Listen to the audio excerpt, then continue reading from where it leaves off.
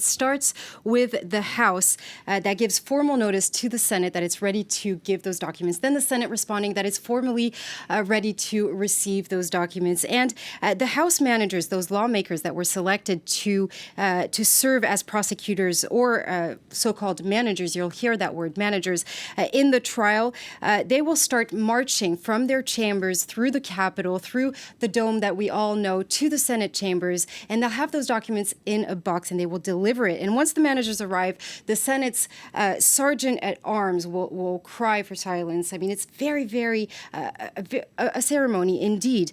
Next, senators will escort the U.S. Chief Justice, John G. Roberts Jr., into the Senate chamber, and he will be sworn in as the president of the trial. Senators will also be sworn in and sworn to impartiality. They'll be sworn in either individually or collectively. So you can really see that it's a series of carefully and meticulous procedural steps. So we're moving toward a trial set to start next week. What will that trial be like? Well, actually, we don't really know because the U.S. Constitution doesn't say exactly how the trial should be held. But what it says is that the Senate must hold a trial.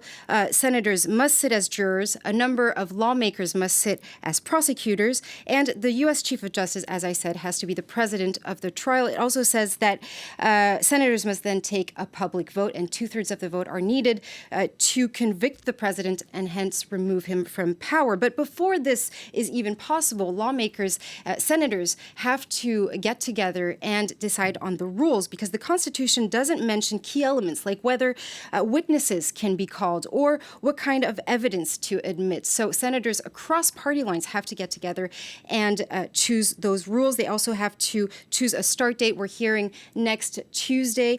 The sticking point here will probably be the same as what we saw during the impeachment trial of Bill Clinton. It's whether or not witnesses can be called.